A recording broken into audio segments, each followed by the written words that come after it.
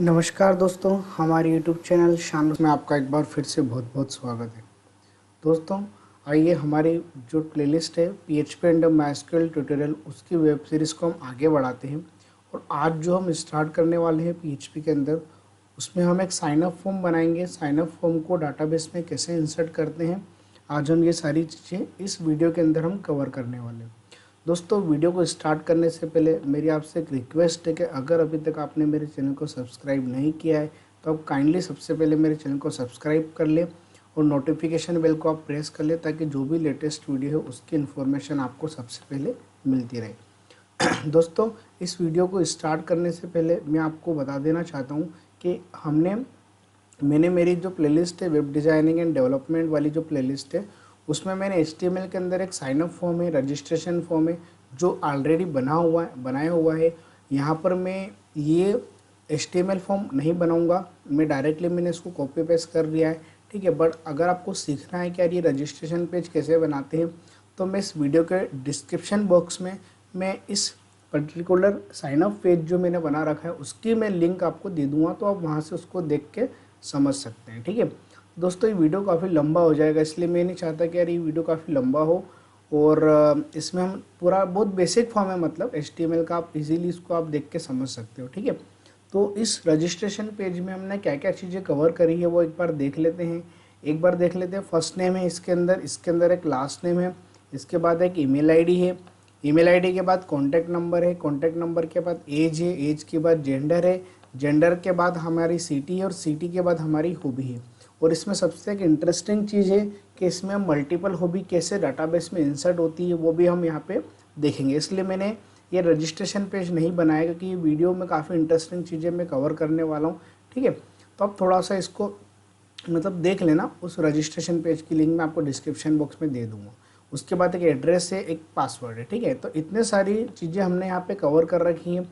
तो ये जो रजिस्ट्रेशन पेज हमने बनाए हैं, अब इस रजिस्ट्रेशन पेज पे मैंने हर फील्ड का अपना एक नाम एट्रीब्यूट दे रखा है, ठीक है। जैसा कि हम जानते हैं कि जब हम HTML के पेज को PHP से कनेक्ट करते हैं, तो PHP में अगर मुझे इनपुट फील्ड की वैल्यू को गेट करना है, तो उसके लिए हमारे पास HTML में सबसे इंपॉर्टेंट चीज़ क्या होना चाहिए, उस इनपुट फील्ड का नाम एट्रीब्यूट होना चाहिए, क्योंकि जो नाम मैं यहाँ पे दूंगा वही नाम मुझे वहाँ पे मेंशन करना पड़ेगा, ठीक है।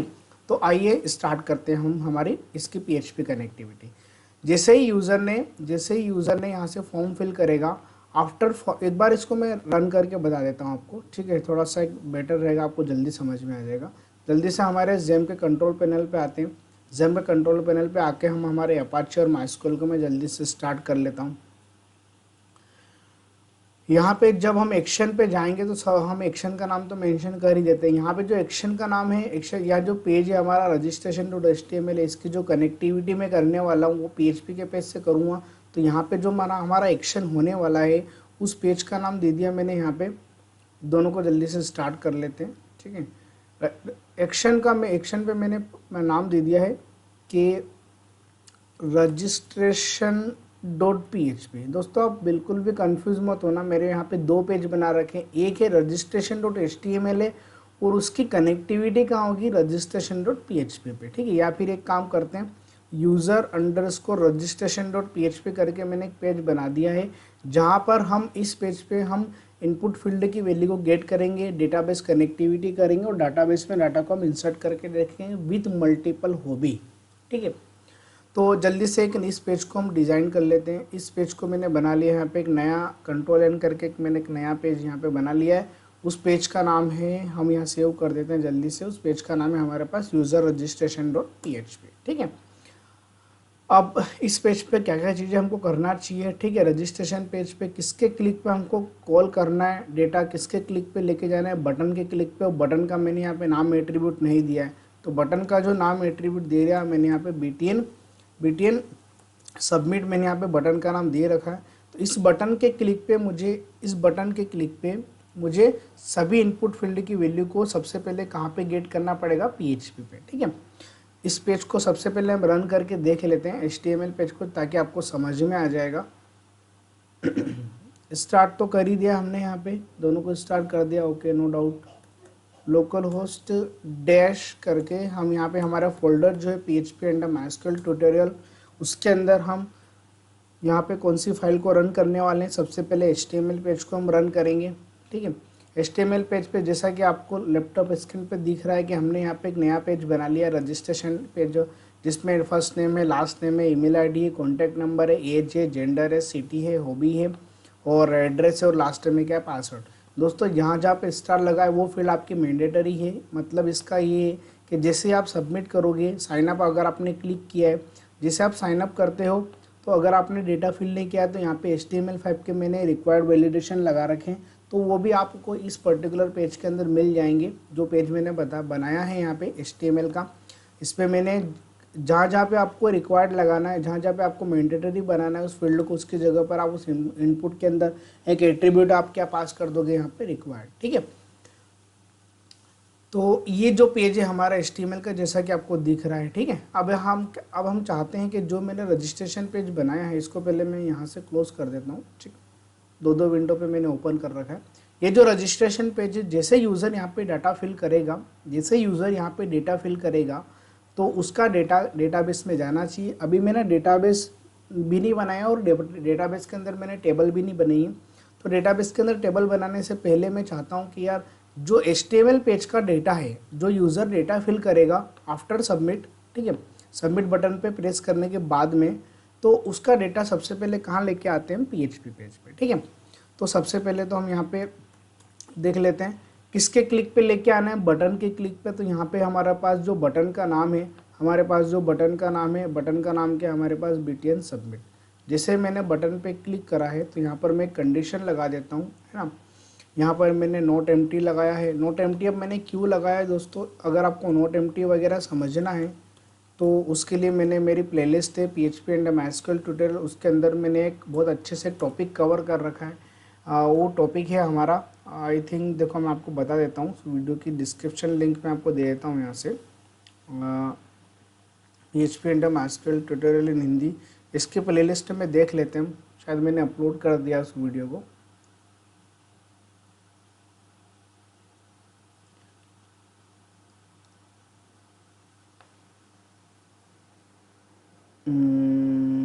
इस प्लेलिस्ट के अंदर देखना पड़ेगा, शायद मैंने अभी अपलोड नहीं किया है, ठीक है, बट मैं कर दूंगा उस वीडियो को अपलोड, ठीक है। मैंने बना तो दिया, वीडियो मैंने अभी तक अपलोड नहीं किया।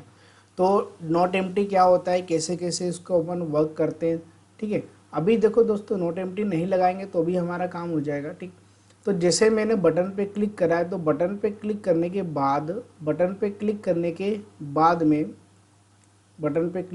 बाद किस किस फील्ड को हमको यहाँ पे एक्सेस करना है। तो सबसे पहले तो हमको नेम वाली फील्ड को एक्सेस करना है। उस फील्ड का नाम क्या है, TXT FNM जो है हमारा, यहाँ पे हम उसको पोस्ट कर लेते हैं जल्दी से, $_पोस्ट। फील्ड का नाम क्या है, TXT FNM। इसको मैं एक वेरिएबल के अंदर, वेरिएबल का नाम थोड़ा सा यूनिक देना, ठीक है, फर्स्ट नेम। इसी को हम यहाँ से कॉपी पेस्ट कर लेते हैं जल्दी से। कितनी फील्ड है हमारे पास, 1 2 3 4 5 6 7 8, है ना। एक एक करके सारी फील्ड को हम यहाँ पे गेट कर लेते हैं।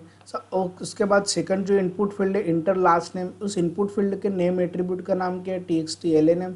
इसको हमने यहाँ पे एक्सेस कर लिया। इसको हम चेंज कर देते हैं, फर्स्ट नेम की जगह पर हमने यहाँ पे कर दिया, इसको क्या कर दिया, लास्ट नेम कर दिया।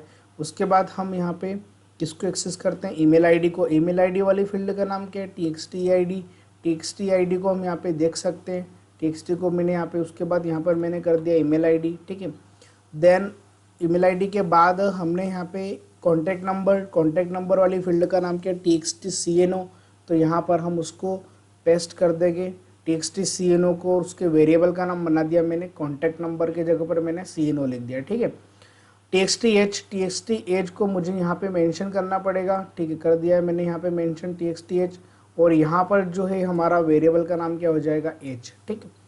1 बाय 1 हम सारी फील्ड के। उसके बाद देखो आप यहाँ पे मेल में हमारे पास 2 रेडियो बटन है। एक इनपुट टाइप बराबर रेडियो मेल के लिए है, एक इनपुट टाइप बराबर रेडियो जो है फीमेल के लिए। यहाँ पर मैंने दोनों के नाम सेम दे रखे हैं, ठीक है। दोनों के नाम आपको सेम देना पड़ेगा क्योंकि आप चाहते हो कि दोनों चेकबॉक्स में से, दोनों रेडियो बटन में से अगर एक ही सिलेक्ट हो तो आपको दोनों के नाम सेम देना पड़ेगा। दोनों के नाम सेम देते हैं यहाँ पे, ठीक है। दोनों के नाम मैंने यहाँ पे सेम दे रखे, तो मुझे PHP पेज पे यहाँ पे उसको एक ही बार एक्सेस करना पड़ेगा, ठीक है। अगर मैं यहाँ पे अगर मैं यहाँ पे दोनों रेडियो बटन के नाम अगर अलग अलग दे देता हूँ तो उसका डिसएडवांटेजेस क्या रहेगा, ठीक है। एक तो ये क्या होगा कि दोनों में से दोनों सिलेक्ट हो जाएंगे एट ए टाइम, ठीक है। और उसके बाद क्या होता है वो प्रॉब्लम नहीं, उसके बाद ज़्यादातर प्रॉब्लम ये है कि जब मुझे यहाँ पे अगर मैंने दोनों के नाम अलग अलग दे रखे तो मुझे पीएचपी पेज पे दोनों के नाम क्या करना पड़ेगा, अलग अलग मुझे यहाँ पे एक्सेस करना पड़ेगा, जैसा कि हम नहीं चाहते हैं, ठीक है।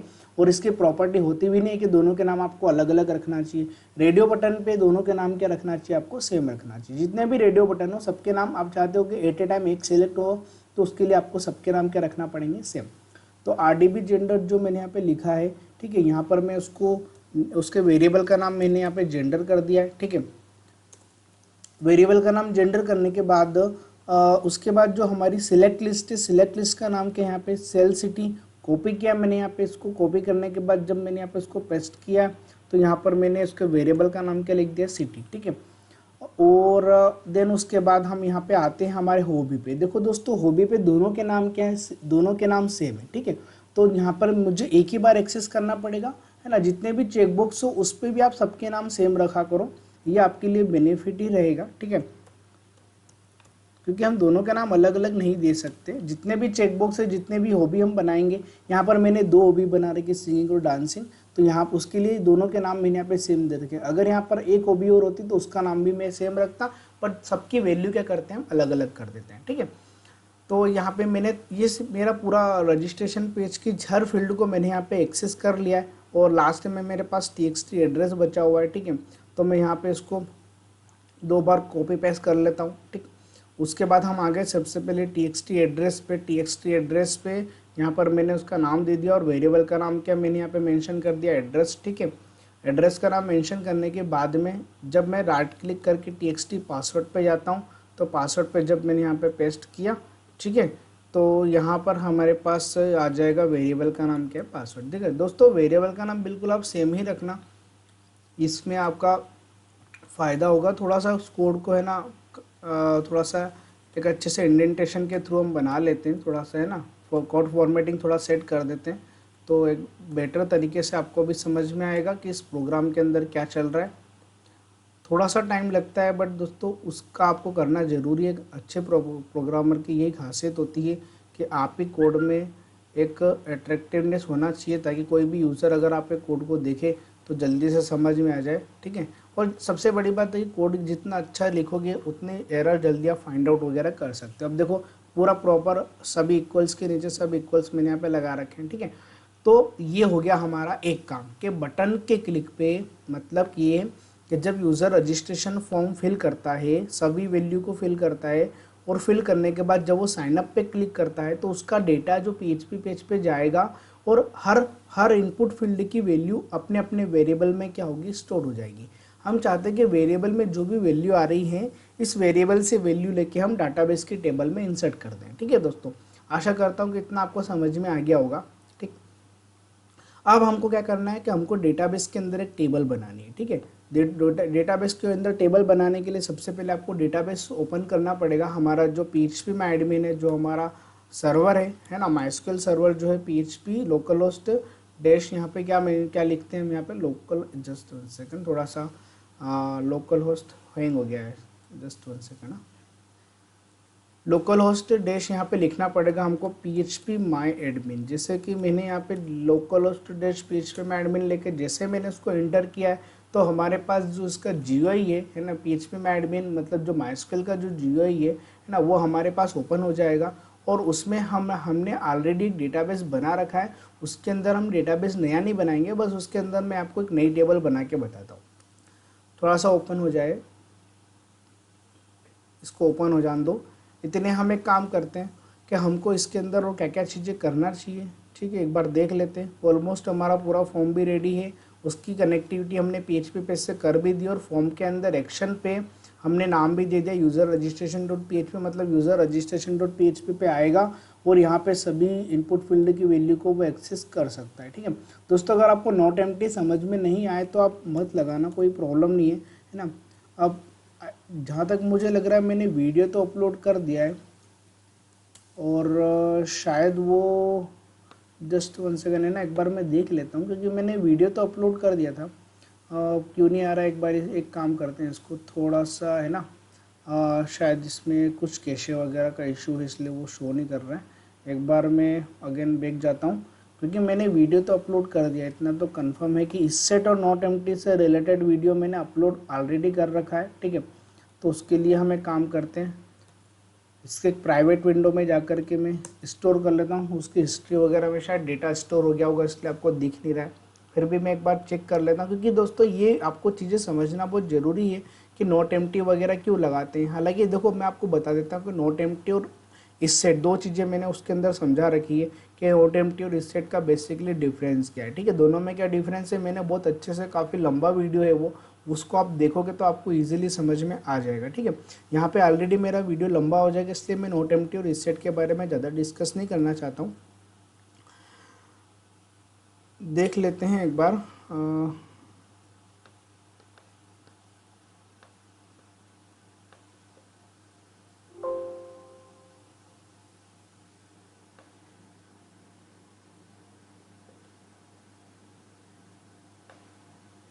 सर कैशे में शायद डेटा स्टोर हो गया इसलिए वो दिख नहीं रहा है।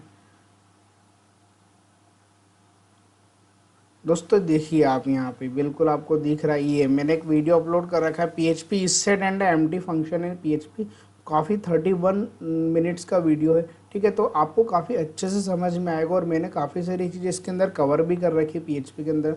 आप चाहो तो पीएचपी के अंदर, पीएचपी की एक प्लेलिस्ट है मेरी जो पीएचपी एंड माइस्क्यूएल है, और एक जो प्लेलिस्ट है हमारी कौन सी है, वेब डिज़ाइनिंग, उसके अंदर मैं एचटीएमएल वगैरह सारी चीज़ें मैंने कवर कर रखी है, तो आप इसके अंदर देख सकते हैं। बट आप इस वीडियो को एक बार ज़रूर देख लेना ताकि आपको समझ में आ जाए कि इससेट और नोट एम्प्टी का हम क्यों यूज़ करते हैं, ठीक है, ठीक है। और अभी आप नहीं लगाओगे तो भी चलेगा, ऐसा कोई प्रॉब्लम नहीं कि आपको लगाना ही है, ठीक है, ज़्यादा कंपलसरी नहीं कि आपको लगाना ही है, ठीक। दोस्तों इतना होने के बाद हम जल्दी से यहाँ पे एक डेटाबेस बना लेते हैं। डेटाबेस हमारा ऑलरेडी बना हुआ है, जो कि डेटाबेस मैंने बना रखा है CRUD-DB नाम से, ठीक है। किस नाम से बना रखा है मैंने, CRUD-DB नाम से, या देखते जरा CRUD-DB के अंदर हमारे पास ऑलरेडी एक टेबल बनी होगी।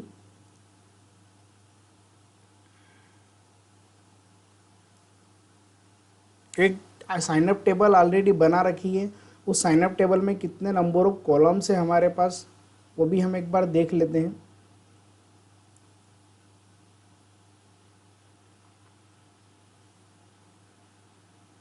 हमारे पास आईडी है, नेम है, ईमेल आईडी, पासवर्ड है, एज है और एक क्या है, क्रिएटेड डेट है, ठीक है। अब आज हमको एक नई टेबल बनाना पड़ेगी, तो जैसे मैंने डाटाबेस पे क्लिक करा, डाटाबेस पे क्लिक करने के बाद हम यहाँ पे एक नई टेबल बना लेते हैं जल्दी से। हम यहाँ पे एक नई टेबल बना लेते हैं, डेटाबेस में गए, डेटाबेस में जाने के बाद हमने यहाँ पे एक नई टेबल बना ली। उस नई टेबल का नाम लिखा मैंने यहाँ पे रजिस्ट्रेशन, ठीक है। क्या नाम लिखा मैंने यहाँ पे, रजिस्ट्रेशन। अब नंबर ऑफ कॉलम कितने रखना चाहिए, तो मैंने आपको लास्ट वीडियो में जब मैंने डाटाबेस में डाटा इंसर्ट किया था एक साइनअप पेज का, नॉर्मली उसमें अंदर मैंने बहुत कम फील्ड ली थी, ठीक है। आज हमने पूरा रजिस्ट्रेशन पेज कवर किया है, तो इसमें हमको कौन कौन सी फील्ड रखना चाहिए, first name 1, last name 2, email ID 3, contact number 4, 5, 6, 7, 8, 9 और एक 10। मेरे पास कितने कॉलम्स हैं यहाँ पे, 10, तो मुझे यहाँ पे कितने कॉलम रखना पड़ेंगे, 10। और मैंने आपको बोला था कि एक आपको आईडी एडिशनली ऐड करना पड़ेगी और एक आपको ऐड करना पड़ेगी, एक और आपको क्या ऐड करना पड़ेगा उसके अंदर, क्रिएटेड डेट, कि कौन यूज़र ने कौन सी डेट में रजिस्ट्रेशन किया है। हम चाहते हैं कि वो डाटाबेस के अंदर मेंशन हो, तो उसके लिए मुझे यहाँ पे 10 तो मेरे कॉलम के नाम है और 2 मुझे एडिशनली ऐड करना पड़ेगी, एक आईडी के लिए और एक किसके लिए, डेट के लिए, ठीक है। तो यहाँ पर मैं 2 चीज़ें और जल्दी से मेंशन कर देता हूँ। 12 कॉलम्स हो गए मेरे पास। जल्दी से हम यहाँ पे एक टेबल बना लेते हैं, टेबल का नाम रजिस्ट्रेशन है, कॉलम कितने हमारे पास यहाँ पे 12 कॉलम है। सबसे पहले क्या रहेगा, हमारा आईडी रहेगा, उसके बाद क्या रहेगा, हमारा फर्स्ट नेम। अब फर्स्ट नेम को आपको मैंने लिखना सिखाया था कि अगर आपको फर्स्ट नेम लिखना है तब कभी भी स्पेस वगैरह मेंशन मत करा करो, क्योंकि एसक्यूएल लैंग्वेज कभी भी माइस्क्यूएल के अंदर कभी भी स्पेस वगैरह अलाउ नहीं होती है। आप अंडरस्कोर का यूज़ कर सकते हो, ठीक है। या तो आप पूरा लिख दो, पूरा नहीं लिखना है तो आप अंडरस्कोर का यूज़ कर सकते हो। दूसरा हमको किसके लिए बनाना, लास्ट नेम के लिए, तो ये हमारा लास्ट नेम हो जाएगा। उसके बाद थर्ड कौन सा, ईमेल आईडी के लिए बनाना है, तो यहाँ पर मैंने क्या लिख दिया, ईमेल लिख दिया, ठीक है। उसके बाद क्या लिख दिया, TXT CNO, कॉन्टैक्ट नंबर के लिए मैंने यहाँ पे CNO लिख दिया, ठीक। उसके बाद क्या आएगा, एज। एज के लिए हमने यहाँ पे क्या लिख दिया, एज। एज के बाद हमने यहाँ पे हमको यहाँ पे क्या लिखना है, एज के बाद हमको जेंडर मेंशन करना है, तो यहाँ पे क्या लिखा हमने यहाँ पे जेंडर। जेंडर के बाद क्या लिखना, सिटी, हॉबी, है ना, यहाँ पे हम लिख देते हैं। उसके बाद हमने यहाँ पे लिखा सिटी। सिटी के बाद यहाँ पे क्या लिखा है हमने, हॉबी। जस्ट 1 सेकेंड, कुछ गलती हो गई है। हॉबी। हॉबी के बाद क्या लिखना है, एड्रेस और एक पासवर्ड। एक एड्रेस लिखना पड़ेगा और एक और क्या लिखना पड़ेगा हमको यहाँ पे, पासवर्ड। ठीक है, पासवर्ड लिखने के बाद यहाँ पे लास्ट में हमको एक डेट का ऑप्शन देना पड़ेगा, तो यहाँ पे मैंने लिख दिया है created_date। ठीक है दोस्तों, इतना समझ में आ गया होगा आपको। अब हर फील्ड का मैं यहाँ पे कॉलम मेंशन कर लेता हूँ। जो मैंने कॉलम बनाए हैं, जो मैंने कॉलम्स बनाए उसका मुझे टाइप देना पड़ेगा। तो आईडी हमारा इंटीजर रहेगा, फर्स्ट नेम जो रहेगा वो हमारा वेरकेर रहेगा, और लास्ट नेम जो रहेगा वो भी हमारा वेरकेर रहेगा यहाँ पे। ठीक है, ईमेल आईडी भी क्या रहेगा, हमको यहाँ पे वेरकेर देना पड़ेगा।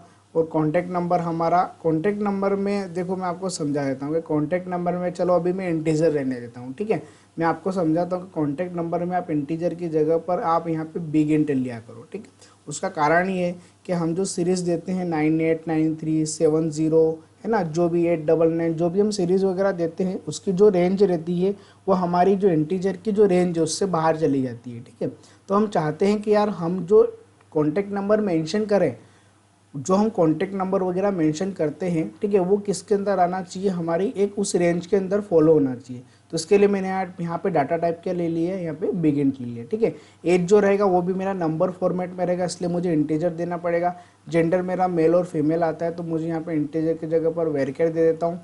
हॉबी भी क्या देना पड़ेगा हमको, यहाँ पे वेरकेर देना पड़ेगा। ठीक है, यहाँ पर हमको वेरकेर रख लेते हैं। और उसके बाद हमारा जो एड्रेस है, एड्रेस भी हमारा वेरिएबल कैरेक्टर का कलेक्शन होगा, वेरकेर, और पासवर्ड भी हमारा वेरकेर होगा। और लास्ट में क्रिएटेड डेट जो मैंने आपको बताया था, इसमें आपको टाइम स्टैम्प लेना पड़ेगा। क्या लेना पड़ेगा हमको उसके लिए, टाइम स्टैम्प। ठीक है ना, तो इतना हमारा हमने यहाँ पे सेट कर लिया। अब जल्दी से करते हैं, हम लेंथ दे देते हैं। लेंथ हमको किसके किसके देना पड़ती है, इंटीजर की हम कभी लेंथ नहीं देंगे। ठीक है, फर्स्ट नेम जो रहेगा वो मेरा, फर्स्ट नेम जो रहेगा वो मेरा कितना रहेगा, 50 कैरेक्टर्स के समथिंग। लास्ट नेम भी जो रहेगा मेरा 50 कैरेक्टर सफिशिएंट है, इसलिए मैंने यहाँ पे 50-50 कर दिया। ईमेल आईडी भी मेरा 50।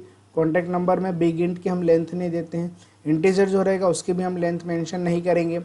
जेंडर जो रहेगा उसकी लेंथ कितनी कर दी मैंने, इसकी तो 30 कर दो काफ़ी, क्योंकि जेंडर में मेल और फीमेल दो ही तो चीज़ें आती है वैसे भी। सिटी में हमने वेरकेर शायद नहीं किया था, तो वेरकेर करना पड़ेगा। और सिटी में भी मैंने यहाँ पे कितनी कर दी, 50 कर दी। हॉबी में भी मैंने यहाँ पे, मुझे यहाँ पे कितना करना पड़ेगा, ठीक है, हॉबी में भी मैंने यहाँ पे 50 कर दिया है। एड्रेस में हम यहाँ पे 100 कर देते हैं। ठीक है, उसके बाद पासवर्ड जो रहेगा, पासवर्ड पे यहाँ पर मैंने कितने कर दिए, 50। और क्रिएटेड डेट में हम नहीं देंगे क्योंकि यहाँ पे क्या दे रखा है, टाइम स्टैम्प। ठीक है, अब थर्ड जो कॉलम है, इस थर्ड जो कॉलम है डिफ़ॉल्ट में हमको कुछ भी नहीं रखना है। ठीक है, डिफ़ॉल्ट में बस हमको ये सेट करना है कि जो मेरा क्रिएटेड डेट रहेगा, जिसको अगर मैं टाइम स्टैम्प सेट करता हूँ तो मुझे यहाँ पे क्या देना पड़ेगा, करंट टाइम स्टैम्प। मतलब जब यूज़र रजिस्ट्रेशन करेगा तो जो भी मेरे सिस्टम की करंट डेट रहेगी वो डेट हमारे यहाँ पे इस क्रिएटेड डेट नाम के कॉलम के अंदर फिल हो जाएगी। ठीक है, तो इसके लिए आपको सिस्टम की डेट आपको प्रॉपर करके रखना। ठीक है, तो जो भी आपके सिस्टम की डेट रहेगी वो आपके डाटाबेस में क्या होगी, यूज़र के रजिस्ट्रेशन करते समय इंसर्ट हो जाएगी। ठीक है, अब हमको क्या करना है कि आईडी जो रहेगा इसको हमको एक यूनिक बनाना पड़ता है। तो आईडी जो मैंने यहाँ पे यूनिक बनाया, उस यूनिक बनाने के लिए मैंने इसको ऑटो इंक्रीमेंट सेट कर दिया। और जब मैं इसको ऑटो इंक्रीमेंट सेट करता हूँ तो ऑटो इंक्रीमेंट की अपनी खुद की शर्त होती है कि जिस भी फील्ड को मैं ऑटो इंक्रीमेंट बना रहा हूँ उस फील्ड का या तो प्राइमरी होना जरूरी है, ठीक है, या फिर यूनिक होना जरूरी है। तो मैंने इसको प्राइमरी सेट कर दिया, तो जो आईडी है वो मेरा क्या हो सकता है, प्राइमरी। ठीक है दोस्तों, आईडी को मैंने यहाँ पे क्या बना दिया, प्राइमरी बना दी। ये मेरी पूरी टेबल कंप्लीट हो चुकी है। अब अगर आपको नहीं समझ में आए तो वीडियो को पॉज करके बार बार 1-2 बार देखोगे तो आपको समझ में आ जाएगा। ठीक है, अब मैंने इसको यहाँ पे जैसे मैं इसको सेव करता हूँ तो ये मेरी टेबल पूरी कंप्लीट मेरी टेबल बन चुकी है। अब हमको केवल इतना करना है कि जो यूज़र ने रजिस्ट्रेशन पेज पे डाटा इंसर्ट किया है, जो यूज़र ने रजिस्ट्रेशन पेज पे जब डेटा फिल करके जब वो यूज़र रजिस्ट्रेशन वाले पेज पे अलग अलग वेरिएबल में उसकी वैल्यू स्टोर्ड हो चुकी है, इसी वेरिएबल की वैल्यू को मुझे डाटाबेस की टेबल में, कौन सी टेबल में, रजिस्ट्रेशन नाम की टेबल में जाकर के मुझे इंसर्ट करना है। ठीक है, तो सबसे पहले मैंने आपको बताया था कि मुझे टेबल में डाटा इंसर्ट करने से पहले मुझे डाटाबेस कनेक्ट करना पड़ता है, और डाटाबेस कनेक्ट करने से पहले मुझे सर्वर कनेक्ट करना पड़ता है। तो हम क्या करते हैं, हम यहाँ पे मैंने आपको लास्ट वीडियो में भी समझाया था, ठीक है, कि डाटाबेस कनेक्टिविटी कैसे करते हैं। टू कनेक्ट सर्वर, सबसे पहले सर्वर एंड डाटाबेस और सर्वर को कनेक्ट करने के लिए हमको यहाँ पे एक फंक्शन वगैरह यूज़ करना पड़ता है। उस फंक्शन का नाम जो रहेगा वो रहेगा हमारा mysql_connect, ठीक है। ये कितने पैरामीटर लेता है, 4 पैरामीटर लेता है। पहला कौन सा होता है, सर्वर का नाम। हमारे सर्वर का नाम क्या है, आईपी क्या है, 127.0.0.1, और जैसा कि आप यहाँ देख रहे हो यहाँ पे क्या लिखा हुआ है, लोकलहोस्ट, ठीक है। तो हमारे जो सर्वर का नाम रहेगा यहाँ पे क्या रहेगा, लोकलहोस्ट। इसके जगह पर आप आईपी भी दे सकते हो, जो आईपी एड्रेस आपको यहाँ पे दिख रहा है, ठीक है। उसके बाद जो रहेगा हमारा यूज़र नेम, इस डेटाबेस का जो यूज़र नेम है वो रूट है, और उसका जो पासवर्ड है वो क्या रहेगा, ब्लैंक रहता है, ठीक है। उसके बाद लास्ट में हमको क्या देना पड़ेगा, हमारे कौन से डेटाबेस से हम कनेक्टिविटी कर रहे हैं, CRUD-DB, ठीक है। तो मैंने यहाँ पे क्या दे रखा है, CRUD-DB, ठीक। अब ये जो भी हमारा MySQL कनेक्ट है, ये सबसे पहले इस पेज पे चेक करता है कि जो मेरा लोकलहोस्ट सर्वर है उसका यूज़र नेम पासवर्ड सही है कि नहीं है। उसके बाद चेक करता है कि उसमें डेटाबेस का नाम क्या चेक करता है, CRUD-DB। तो CRUD-DB यहाँ पे उसको मिल जाएगा, मतलब मेरा डेटाबेस कनेक्शन सक्सेसफुली हो चुका है, ठीक है। अब जब ये कनेक्शन यूज़ करते हैं, जब इस कनेक्शन को मुझे अगर नीचे कहीं पे यूज़ करना होगा, मुझे डाटाबेस की सपोज मुझे 10 जगह पे रिक्वायरमेंट है, तो हम क्या करते हैं कि ये जो कनेक्शन ऑब्जेक्ट है, ये जो हमारा mysql_connect डेटाबेस जो है हमारा फंक्शन जो है हमारा, ये क्या करता है, एक ऑब्जेक्ट रिटर्न करता है, कनेक्शन ऑब्जेक्ट रिटर्न करता है। तो उसके लिए मैंने इसको एक वेरिएबल में ले लिया, और वेरिएबल में मैंने उसका नाम क्या दे दिया, कनेक्शन, ठीक है। तो जो भी हमारा डाटाबेस रहेगा, ये फंक्शन क्या करता है कि ऑब्जेक्ट रिटर्न करता है। क्या रिटर्न करता है, ऑब्जेक्ट। उस ऑब्जेक्ट को रिटर्न करने के लिए मैंने एक वेरिएबल कौन सा बना लिया, कनेक्शन। मतलब ये है कि अगर मुझे जहाँ पे डेटाबेस की ज़रूरत पड़ेगी वहाँ पर पे मैं किसका यूज़ करूँगा, मेरे कनेक्शन ऑब्जेक्ट का, ठीक है। इतना होने के बाद हम यहाँ पे डायरेक्टली क्या करते हैं, इंसर्ट क्वेरी चला देते हैं। हमको यहाँ पे इंसर्ट क्वेरी चलाना है, इंसर्ट क्वेरी चला देते हैं। इंसर्ट क्वेरी चलाने के लिए हमको यहाँ पे फंक्शन लिखना पड़ेगा, mysql_query। जैसे ही मैंने लिखा mysql_query लिखा, ये 2 पैरामीटर लेता है। पहला पैरामीटर रहेगा कनेक्शन ऑब्जेक्ट वाले वेरिएबल का नाम क्या है, मेरा कनेक्शन। तो हमको यहाँ पे क्या लिखना पड़ेगा, कनेक्शन। और सेकंड में क्या रहेगा, हमको यहाँ पे देना पड़ेगा इंसर्ट क्वेरी लिखना पड़ेगी, इंसर्ट इनटू। दोस्तों यहाँ पे स्मॉल कैपिटल में आप कुछ भी लिख सकते हो, जरूरी नहीं कि आपको यहाँ पे कैपिटल में ही लिखना है, आप यहाँ पे स्मॉल में भी लिख सकते हो, ठीक है। इंसर्ट इनटू टेबल का नाम, मेरे टेबल का नाम क्या है, रजिस्ट्रेशन। तो मैंने यहाँ पे क्या लिख दिया है, रजिस्ट्रेशन। इंसर्ट इनटू रजिस्ट्रेशन नाम की टेबल के अंदर उसके कॉलम के नाम मुझे यहाँ पे मेंशन करना पड़ेंगे। कॉलम के नाम आप आईडी मत लेना, कॉलम के नाम आप वो लेना जो आप यहाँ से फिल कर रहे हो। आप यहाँ से क्या क्या चीज़ें फिल कर रहे हो, फर्स्ट नेम देख लेते हैं एक बार, क्या क्या चीज़ें हम यहाँ से फिल कर रहे हैं। पता नहीं सिस्टम स्लो क्यों हो गया एकदम से, चेक करना पड़ेगा, कोई बात नहीं। कौन कौन से फील्ड हम यहाँ पे ले रहे हैं, देखो दोस्तों, एक तो फर्स्ट नेम है, लास्ट नेम है, ईमेल आईडी है, कॉन्टैक्ट नंबर, एज, ये सारी चीज़ें हमको यहाँ पे देना पड़ेगी। तो हम यहाँ पे डेटाबेस में जो हमने लिखा आईडी और क्रिएटेड डेट को हम छोड़ देते हैं। सबसे पहले कॉलम का नाम क्या, फर्स्ट। आप यहाँ पे इजीली कॉपी पेस्ट कर लो, है ना, क्योंकि अगर आपने यहाँ पे कुछ भी स्पेस वगैरह गलती से दे दी, या यदि आपने यहाँ पे एफ स्मॉल लिखा और अगर आपने यहाँ पे कैपिटल लिख दिया तो यहाँ पे एरर आ जाएगी। क्यों, क्योंकि PHP MySQL के मामले में कौन सा होता है, हमारा केस सेंसिटिव लैंग्वेज है, ठीक है। तो जो कॉलम के नाम मैंने यहाँ पे दी, वही कॉलम के नाम आपको यहाँ पे रखना है। फर्स्ट नेम के बाद क्या रखना है हमको यहाँ पे, लास्ट नेम। तो लिख भी सकते हैं लास्ट नेम, ठीक है। उसके बाद क्या रहेगा, फर्स्ट नेम लास्ट नेम के बाद क्या रहेगा, ईमेल लिखा। ईमेल के बाद क्या लिखा मैंने यहाँ पे, कॉन्टैक्ट नंबर के बाद क्या लिखा मैंने यहाँ पे, एज के बाद क्या लिखा मैंने यहाँ पे, कॉन्टैक्ट नंबर के बाद एज के बाद क्या लिखा मैंने यहाँ पे, जेंडर लिख दिया। जेंडर लिखने के बाद क्या लिखा हमने यहाँ पे, सिटी के बाद क्या लिखा हमने यहाँ पे, हॉबी के बाद एड्रेस और पासवर्ड, एड्रेस और एक और क्या रहेगा हमारा यहाँ पे, पासवर्ड, ठीक है।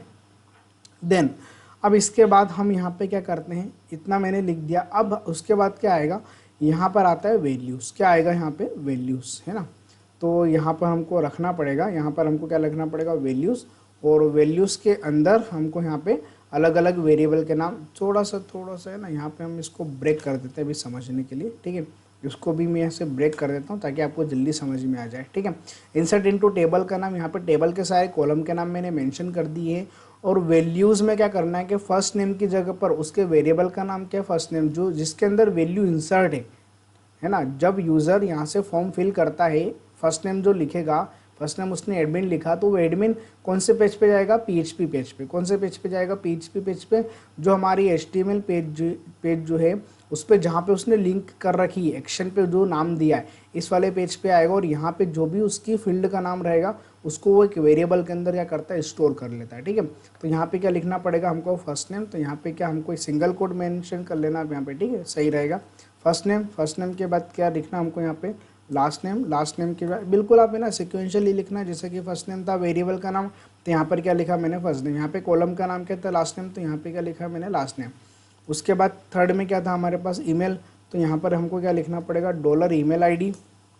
और उसके बाद क्या लिखना पड़ेगा, कॉन्टैक्ट नंबर, तो यहाँ पर हमको क्या लिखना पड़ेगा लास्ट में, कॉन्टैक्ट नंबर हमको यहाँ पे राइट कर लेते हैं। उसके बाद क्या रहेगा हमारा, कॉन्टैक्ट नंबर के बाद एज, वेरिएबल का नाम क्या ऊपर एज, ठीक है। एज के बाद क्या है हमारे पास, सिटी, वेरिएबल का नाम क्या हमारे पास, सिटी है, तो हमको यहाँ पे क्या लिखा हमने यहाँ पे, डॉलर ऑफ सिटी। उसके बाद सिटी के बाद क्या रहेगा, हॉबी, HOWI, हॉबी, वेरिएबल का नाम, ठीक है। और उसके बाद क्या लिखा हमने यहाँ पे, एड्रेस, यहाँ पे क्या लिखा हमने, एड्रेस, तो और वेरिएबल का नाम क्या दे दिया हमने यहाँ पे, एड्रेस।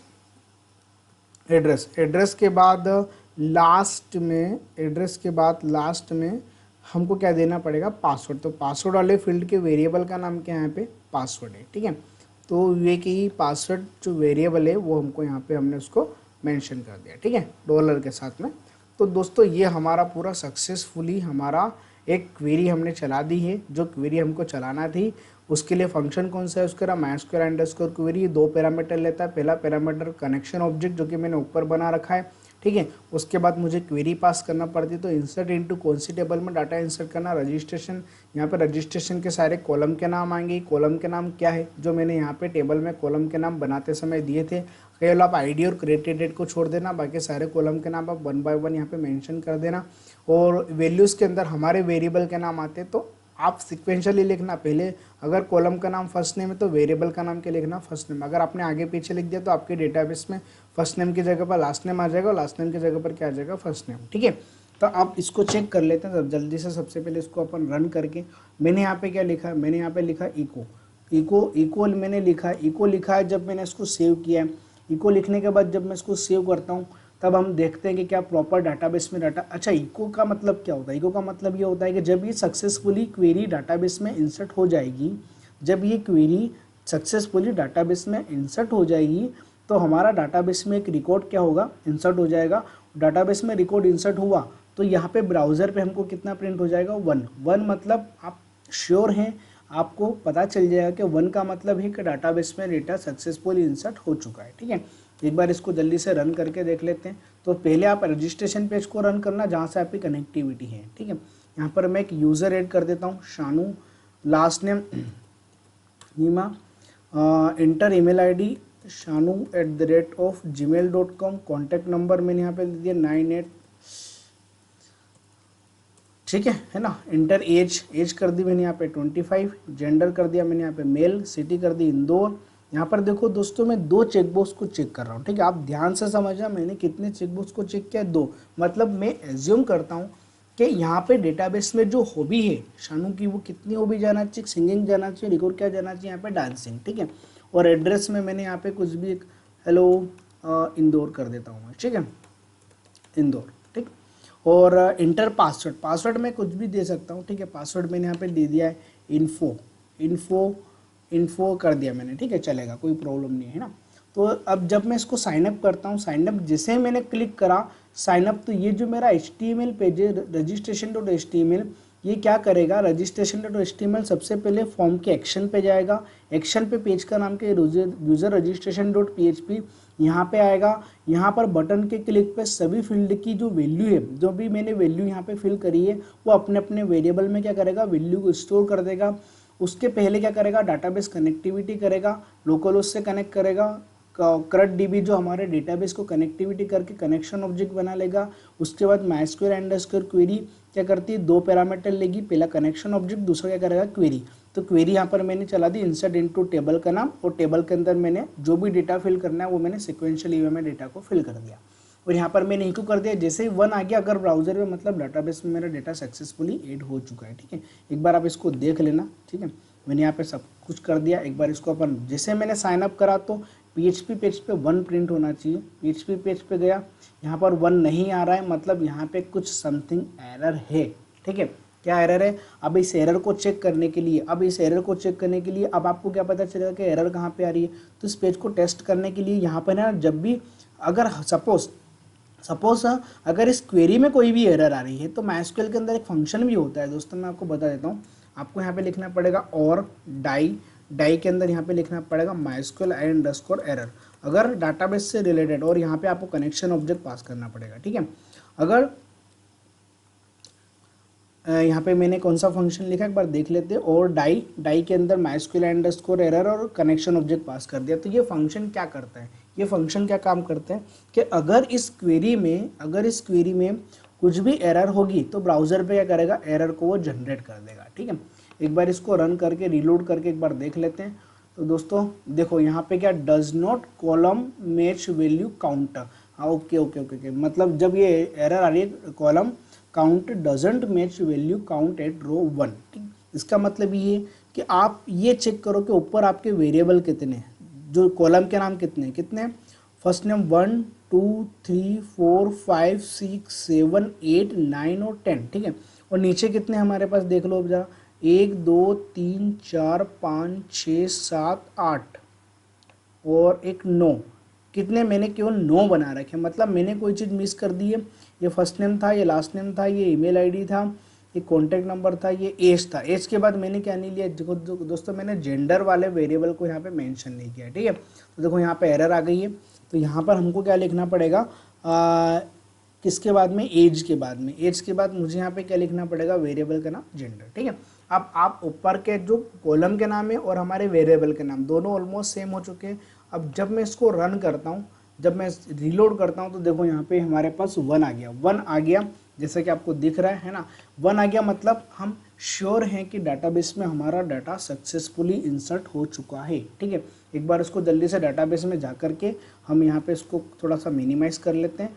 इस पर जैसे मैंने क्लिक करा, ठीक है, तो हमारा यहाँ जो डाटाबेस में एक रिकॉर्ड सक्सेसफुली इंसर्ट हो चुका है, जैसा कि अभी आपको दिख जाएगा।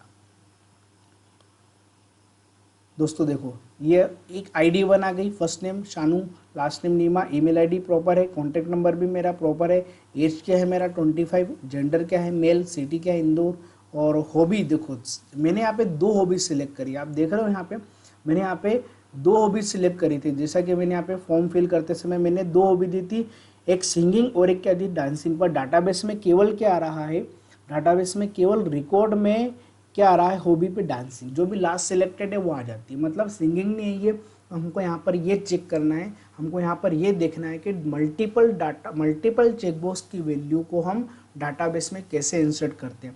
दोस्तों ये मैं इस वीडियो के अंदर भी बता रहा हूँ, और एक फील्ड में एक वीडियो में आपको सेपरेट बताऊँगा जिसमें केवल 2 कॉलम रहेंगे हमारे, उसमें मल्टीपल हॉबी डाटाबेस में कैसे इंसर्ट होते हैं मैं आपको वहाँ पे भी एक्सप्लेन करने वाला हूँ, और मैं आपको यहाँ पे भी एक्सप्लेन करने वाला हूँ। ठीक है, तो अगर आपको यहाँ पे समझ में नहीं आया, वैसे तो यहाँ पे समझ में आ जाएगा, नहीं आएगा तो उसके लिए नेक्स्ट वीडियो शायद मेरा सेपरेट वही रहेगा कि मल्टीपल चेकबॉक्स की वैल्यू को मैं डाटाबेस में कैसे इंसर्ट करता हूँ। ठीक है, तो हॉबी यहाँ पे डांसिंग है, बाकी एड्रेस प्रॉपर है, इन्फो पासवर्ड प्रॉपर है, क्रिएटेड डेट भी हमारी देखो जो प्रॉपर थी 29/4/2020 5:26 में ये वीडियो जो हम बना रहे हैं। ठीक है, उसमें जो प्रॉपर डेट है यहाँ पे प्रॉपर डेट डाटाबेस में इंसर्ट हो चुकी है।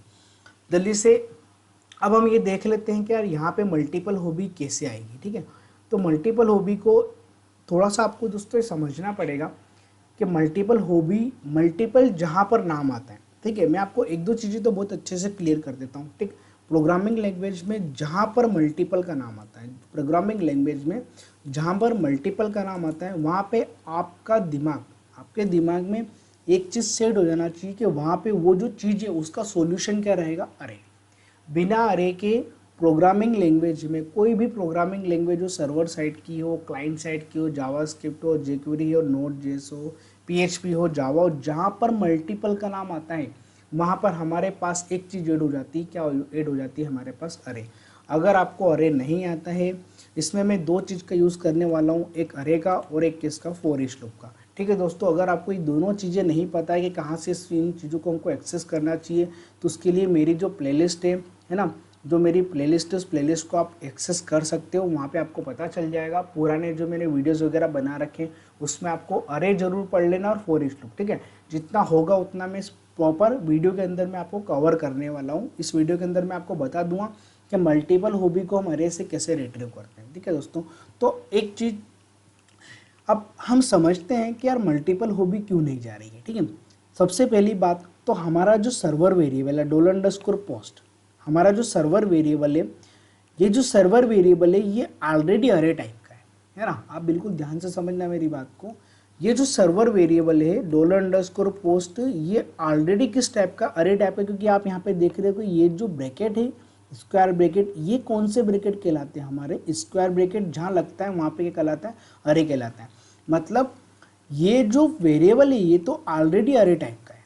ये जो वेरिएबल है ये तो ऑलरेडी किस टाइप का है? मेरा अरे टाइप का है। ठीक है, मतलब यहाँ पर पीएचपी का कोई भी ड्रॉबैक नहीं है। जो हमारी मल्टीपल वैल्यू आ रही है, जो मेरी मल्टीपल वैल्यू कौन से पेज से पास हो रही है? registration.html। मतलब registration.html पे एरर ये है कि यहाँ से मल्टीपल वैल्यू पास नहीं हो पा रही है ना। पीएचपी तो एक्सेस करने के लिए बैठा है कि भैया आप जो भी मल्टीपल वैल्यू दोगे उसको मैं एक्सेस कर लूँगा। क्यों? क्योंकि मेरे पास जो सर्वर वेरिएबल है $पोस्ट, ये ऑलरेडी किस टाइप का है? मेरा अरे टाइप का। ठीक है, तो अब हम HTML से क्या करें कि HTML से मैं अरे कैसे पास करूं? अरे मतलब मुझे यहाँ पे दोनों वैल्यू पास करना पड़ेगी, एक सिंगिंग पास करना पड़ेगा और एक और क्या पास करना पड़ेगा? डांसिंग। तो जो ये मैं चेक कर रहा हूँ ना चेकबॉक्स, हम वहाँ पे आते हैं। तो ये जो हमारा चेकबॉक्स है, ये जो हमारे दो चेकबॉक्स है, इन चेकबॉक्स पे मैं एक्सेस किससे कर रहा हूँ? PHP पे उसके नाम से। क्योंकि जो नाम मैंने यहाँ दिया है वही नाम मैंने PHP के अंदर $पोस्ट के अंदर मेंशन कर रखा है। मतलब यहाँ तो अरे बना हुआ है पहले से, बट HTML से मल्टीपल वैल्यू पास नहीं हो पा रही है। यहाँ से सिंगिंग और वैल्यू, सिंगिंग और डांसिंग दोनों में से एक ही वैल्यू पास होती है, वो भी लास्ट वाली सिलेक्टेड। अगर मैंने डांसिंग को मैंने लास्ट सिलेक्ट किया तो डांसिंग वैल्यू चली जाएगी, अगर मैंने लास्ट सिलेक्टेड सिंगिंग किया तो क्या चली जाएगी? सिंगिंग। तो मैं चाहता हूँ कि यहाँ से दोनों वैल्यू पास होना चाहिए। दोनों वैल्यू को पास करने के लिए जो हमारा चेकबॉक्स है उसके नाम को मुझे किस टाइप का बनाना पड़ेगा? अरे टाइप का बनाना पड़ेगा। मतलब ये दोनों के दोनों जो चेकबॉक्स का नाम है ये किस टाइप का है? अरे। अब HTML ने मेंशन कर दिया कि भैया मैं यहाँ से जो चेकबॉक्स का नाम पास कर रहा हूँ ना, ये चेकबॉक्स का नाम किस टाइप का है? अरे टाइप का है। किस टाइप का है यहाँ पे? अरे टाइप का। तो जो मेरा चेकबॉक्स का नाम अरे टाइप का होगा तो PHP पेज पे वही हमारा चेकबॉक्स का नाम यहाँ पर भी देखो किस टाइप का बना? $, पे पहले से अरे टाइप का बना हुआ। अब ये क्या काम करेगा? ये जो डॉलर हॉबी जो है ये दोनों के दोनों, ये दोनों के दोनों जो यहाँ से HTML से वैल्यू आएगी, एक चेकबॉक्स अगर सिंगिंग लेके आता है तो सिंगिंग लेके आएगा, अगर यहाँ से डांसिंग पास होती है तो क्या पास करेगा वहाँ पे? डांसिंग। या फिर सिंगिंग भी हो सकती है और क्या हो सकती है? डांसिंग। तो यहाँ से जो मल्टीपल वैल्यू आएगी वो कहाँ पे एक्सेस हो जाएगी? मेरे इस वेरिएबल के अंदर। ये जो $पोस्ट है इसने किसको पास कर दिया? डॉलर हॉबी को। ठीक है, डॉलर हॉबी जो है ये किस टाइप का हो चुका है? अरे टाइप का। किस टाइप का हो चुका है? अरे टाइप का। दोस्तों अरे टाइप का क्यों हुआ? क्योंकि HTML से मैंने कौन कौन सी वैल्यू पास करी है? चेकबॉक्स जो मैंने पास कर रहा हूँ मैं अरे टाइप का पास कर रहा हूँ।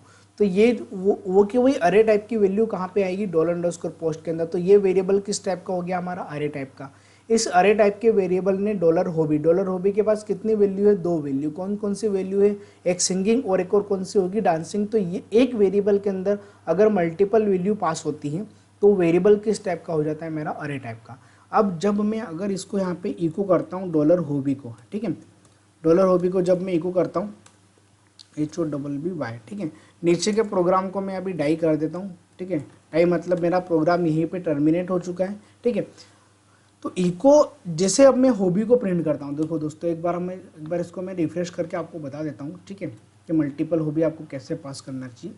अब यहाँ पे मैंने एक एडमिन लिखा है, ईमेल आईडी लिखा मैंने यहाँ पे, एडमिन इन्फो लिखा है, यहाँ पे admin@gmail.com लिख दिया। कॉन्टैक्ट नंबर मैंने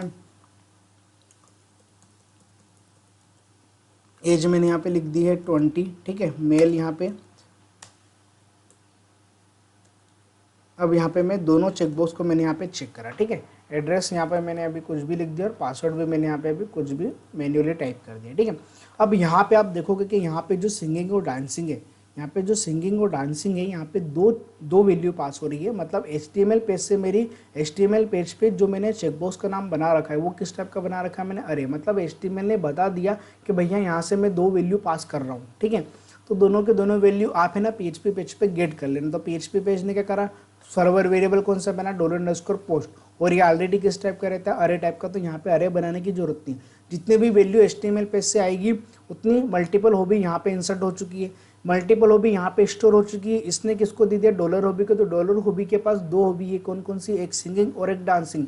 अगर एक वेरिएबल में 2 वैल्यू आती है तो वेरिएबल किस टाइप का होता है, अरे टाइप का। तो यहाँ पे जो जैसे मैंने उसको इको करा तो यहाँ पे क्या प्रिंट हो जाएगा हमारा, अरे, ठीक है।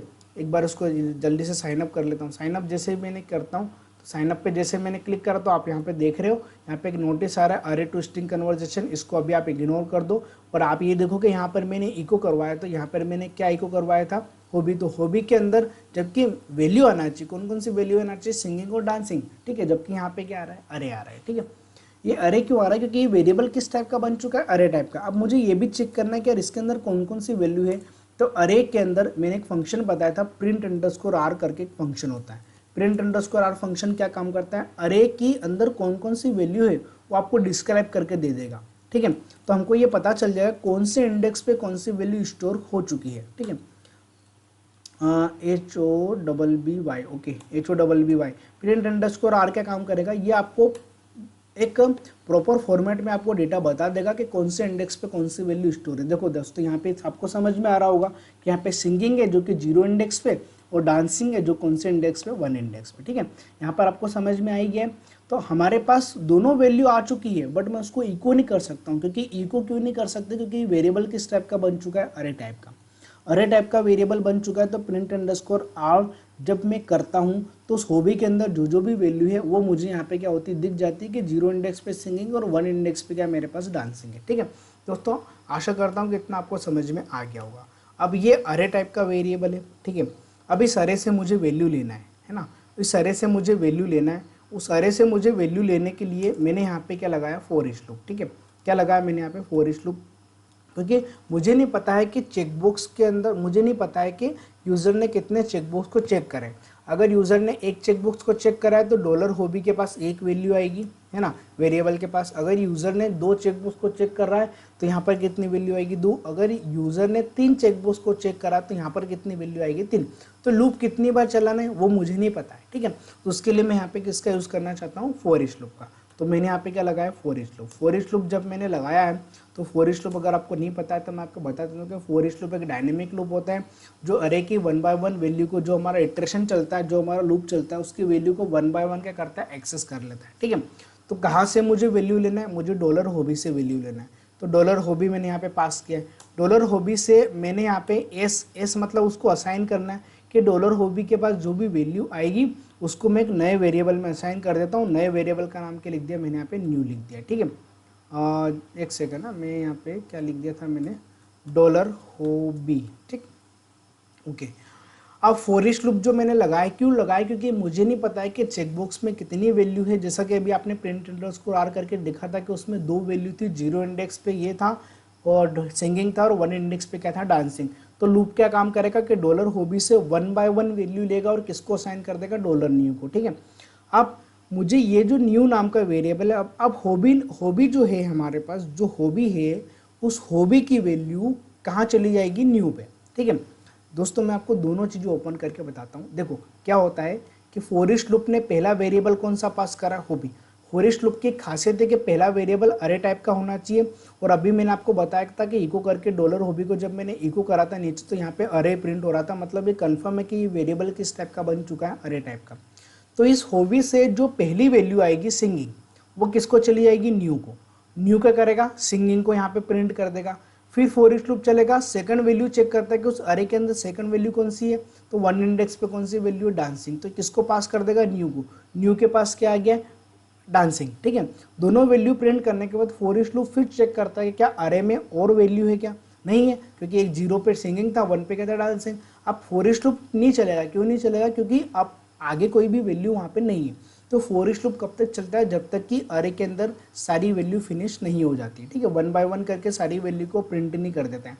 अब हमको न्यू को क्या करना है, इस न्यू को मैं इस वाली जो इस वाला ये जो क्वेरी मैंने बनाई है, इस क्वेरी को मैं यहाँ से कंट्रोल एक्स करके कहाँ पे पास कर देता हूँ, कंट्रोल वी पे। ठीक है, तो यहाँ पर अब देखो दोस्तों, यहाँ पर न्यू नाम का जो मेरा वेरिएबल है, न्यू नाम का जो मेरा वेरिएबल है, जहाँ पर पहला मेरा जो वेरिएबल था हॉबी, उसकी जगह पर मुझे क्या लिखना पड़ेगा, न्यू। ठीक है, तो जहाँ मेरा हॉबी था, हॉबी नाम का जो मेरा वेरिएबल था, उसकी जगह पर मैंने क्या लिख दिया, यहाँ पे न्यू लिख दिया। ठीक है, अब इसको भी मैं आपको समझा देता हूँ कि एक्चुअली इसके अंदर क्या चीज़ हो रही है। ठीक है, एक बात देखो, फॉर ईच लूप ने पहली वैल्यू डॉलर हॉबी से क्या ली है, पहली वैल्यू क्या है मेरे पास, सिंगिंग, तो सिंगिंग किसको दी है उसने, एस मतलब होता है असाइन करना, तो डॉलर हॉबी की वैल्यू कहाँ पे आ गई, न्यू, न्यू पे क्या आ गया मेरे पास, सिंगिंग आ गया। सिंगिंग मतलब इसके अंदर, इस क्वेरी के अंदर यहाँ पे जो डॉलर हॉबी था, डॉलर हॉबी की जगह पर शायद मैंने न्यू लिखा है, ये न्यू लिखा है, इस न्यू की जगह पर पहले क्या चले जाएगा, सिंगिंग चले जाएगा। और जब अगेन फॉर ईच लूप चलेगा तो सेकंड वैल्यू डॉलर हॉबी से कौन से उठाएगा, डांसिंग, तो डांसिंग किसको दे देगा, न्यू को, तो यहाँ पर क्या आ जाएगा मेरा, डांसिंग आ जाएगा। ठीक है, तो बट इसमें प्रॉब्लम क्या है, इसमें प्रॉब्लम क्या है, प्रॉब्लम मैं आपको समझा देता हूँ, पहले इसको हम रन करके देख लेते हैं। ठीक है, इसको हम रन करके देख लेते हैं जल्दी से। तो यहाँ पर मैं इसको अगेन इस पूरे पेज को जब मैं एक बार और रिफ्रेश करता हूँ, है ना, जब मैं इसको एक बार और पूरा फिल करता हूँ दोस्तों, मैं यहाँ पे एक नया यूज़र ऐड कर रहा हूँ, उसका नाम है एडमिन। ठीक है, लास्ट नेम भी क्या रहेगा, इन्फो। ठीक है, admin@gmail.com, कॉन्टैक्ट नंबर मैंने दे दिया, अभी कुछ भी मैन्युअली मेंशन कर दिया, मैंने 20 कर दी है, जेंडर मेल करा है, सिटी करी, यहाँ पर मैंने 2 चेकबॉक्स को चेक करा, एक सिंगिंग और एक क्या करा मैंने, डांसिंग, और यहाँ पर मैंने क्या लिखा, इन दो। ठीक है, इंटर पासवर्ड, पासवर्ड लिखा मैंने यहाँ पे info 1 2 3। ठीक है, जैसे मैं साइनअप करता हूँ तो आप ध्यान से समझना, जैसे मैंने साइनअप किया तो यहाँ पे 2 बार 1 आ गया, 2 बार 1 क्यों आ गया, क्योंकि यहाँ पे जो क्वेरी है वो क्वेरी है ना 2 बार रन हो गई।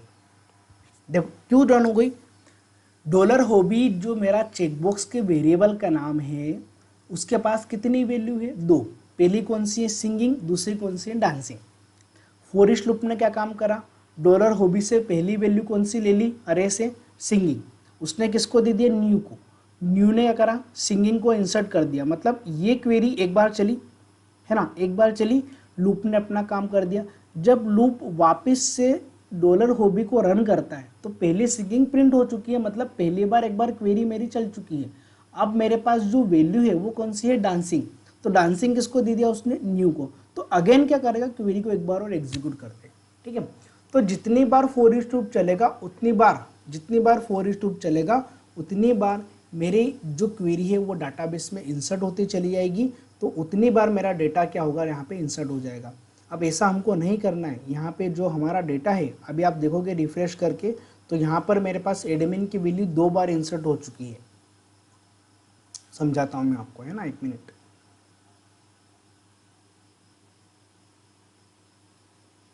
देखो दोस्तों, यहाँ पे दिख रहा है आपको कि यहाँ पे जो एडमिन है कितनी बार इंसर्ट हो चुका है, 2 बार, क्योंकि लूप कितनी बार चला, for each loop 2 bar, 2 bar loop चलेगा तो वैल्यू कितनी बार इंसर्ट हो जाएगी, 2 बार। ठीक है, और यहाँ पे आप देखो कि हॉबी में पहला जो यूज़र है एडमिन, उसमें सिंगिंग आया है, और दूसरी बार क्या आ गया, डांसिंग, दूसरी बार यूज़र जो था एडमिन, उसके बाद क्या आ गया, डांसिंग। तो हमको ऐसा नहीं करना है, हम चाहते हैं कि एक ही रिकॉर्ड आए, बट यहाँ पे सिंगिंग और डांसिंग एक ही कॉलम के अंदर दोनों वैल्यू इंसर्ट हो जाना चाहिए।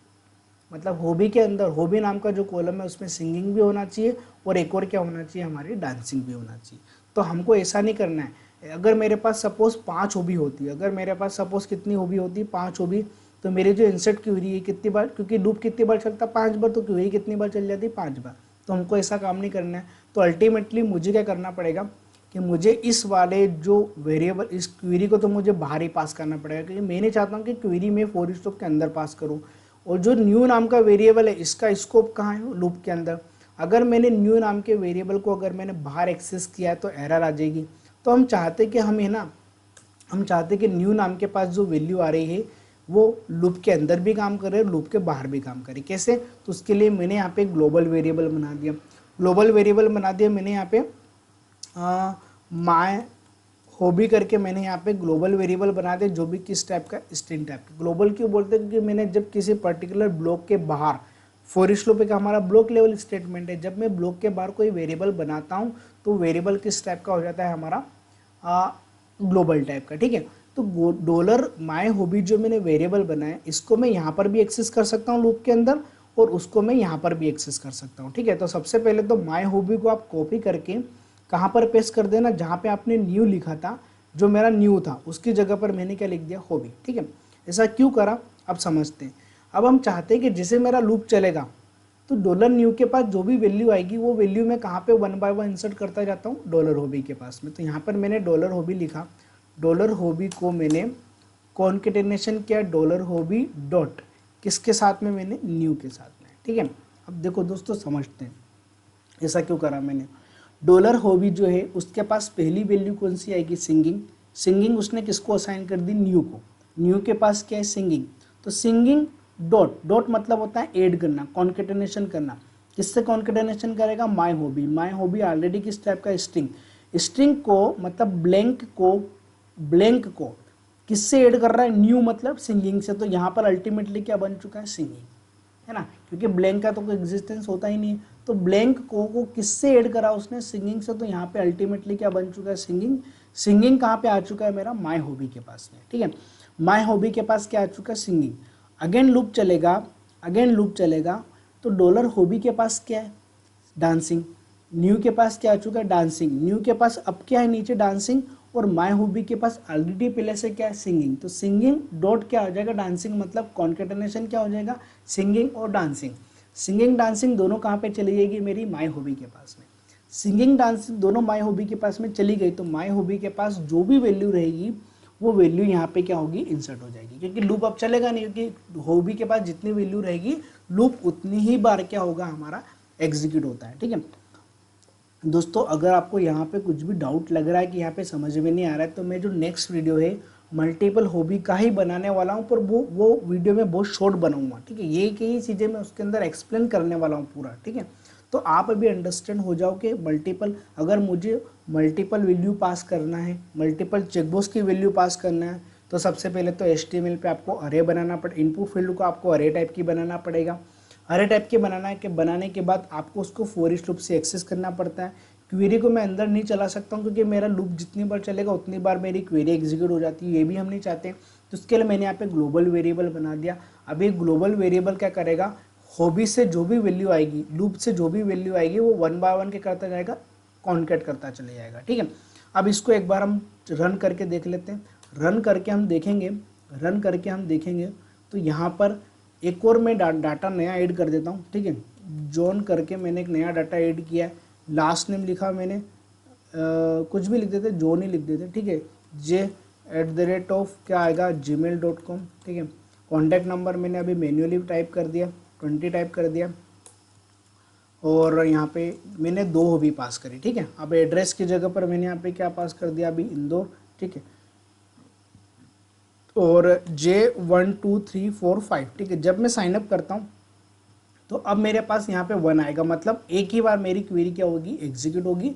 और जब मैं यहाँ पे चेक करता हूँ मेरे डाटाबेस में जब मैं रिफ्रेश करता हूँ तो यहाँ पे जॉन नाम का, देखो जॉन नाम का एक ही यूज़र आया है, और यहाँ पर क्या क्या हॉबी आ गई, सिंगिंग भी आ गया, और क्या आ गया, यहाँ पे डांसिंग आ गया। सिंगिंग आ गया और एक क्या आ गया, डांसिंग। अब मैं चाहता हूँ कि सिंगिंग कोमा डांसिंग आना चाहिए, सेपरेट तो करो भैया, ये तो एक ही स्ट्रिंग हो गई पूरी। ठीक है, जबकि यहाँ पे तो 2 स्ट्रिंग, एक सिंगिंग और एक और क्या है, मेरी डांसिंग है। तो 2 सेपरेट, कुछ इन दोनों के बीच में कुछ तो सेपरेटर लगाना पड़ेगा। सेपरेटर लगाने के लिए हम यहाँ पे चाहते हैं कि डॉट करके मैं यहाँ पे एक और कॉन्केटेनेशन ऑपरेटर कौन सा पास कर दूँ, डबल कोट्स के अंदर मैंने क्या पास कर दिया, यहाँ पे कोमा। ठीक है दोस्तों, अभी भी बता रहा हूँ मैं आपको समझा रहा हूँ कि अगर आपको ये चीज़ समझ में नहीं आए तो बिल्कुल भी निराश मत होना। मैं नेक्स्ट वीडियो पूरा फुलफिल और विथ प्रैक्टिकली मैं आपको इसके अंदर समझाने वाला हूँ। ठीक है, सेव करके एक बार इसको हम रन करके देख लेते हैं।